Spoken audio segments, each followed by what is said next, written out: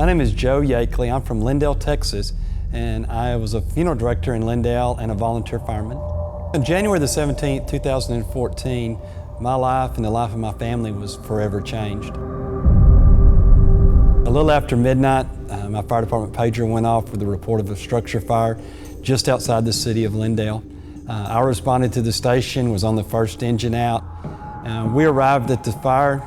My partner and I made a decision to go into the garage area to try to extinguish the fire and to try to put the fire back and save as much of the homeowner's belongings in the home as we possibly could. We weren't in the garage very long at all when the roof and the attic and everything collapsed, trapping me inside. I was trapped for just a little over 4 minutes. I don't remember a lot of the time that I was trapped. I do remember waking up or regaining consciousness and being trapped on the floor. And I knew that I had to try to get out. So everyone on the fire field started looking for me and trying to find me. I don't remember any of that. I just remember waking up on the ground, surrounded by firemen, all taking my bunker gear and my air pack and everything off. The next thing I remember was being loaded into the ambulance and recognizing the paramedic that was a friend of mine that was going to be taking care of me. I was fortunate I didn't have any inhalation injuries, but I did have third-degree burns over 55% of my body. It wasn't until the 98th day that I woke up and began the grueling task of trying to figure out what had happened to me and where I was. Denise, my wife, and our daughter Nicole started telling me what had happened. I couldn't walk, I couldn't sit up, I couldn't speak. It was a scary time in my life of how am I ever going to be able to function again? How am I ever going to be able to walk or do anything? The first question my therapist asked me was what my goals were, and I told him I wanted to be able to run again. He looked me over, had me walk a few steps, and very honestly told me, that's going to take a lot of work. First, we're going to teach you how to correctly walk again before we can ever run again. To which I told him, well, let's get started, because that's what I want. That's my goal. That's what I want to do, is to be able to run again. Anytime Fitness has played a huge part in my recovery. Dana Crenshaw, my trainer, has just been totally awesome. Dana would drive an hour and a half to Dallas one day a week to work out with me in the hotel so that I could get extra physical therapy training. My doctor had met Dana, and she told me if I would commit to coming to Anytime every day and working with Anytime and Dana, that she would allow me to quit the medical facility training and just do my training at Anytime, which I gladly agreed to do. To me, Anytime is not necessarily just a gym.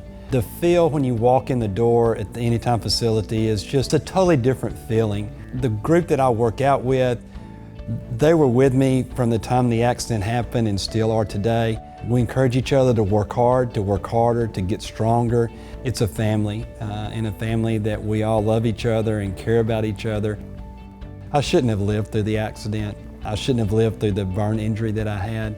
And it's only by the grace of God that I did, and the millions of prayers that were lifted up for me by the community. The incident has obviously changed my life in several ways. Since the accident, things aren't easy. It's more difficult to do things. Because I lost my fingers, I've had to learn how to overcome some adversities in my life. And that was one of the things that really touched me most about Anytime, is right after my injury, the previous owner of the gym came up to me and just told me how much it meant to him that I was back in the gym and I was back working out. And then went on to tell me, if there's anything you need, any special equipment, any adaptive equipment, you let me know and we'll make it happen. And that meant a lot.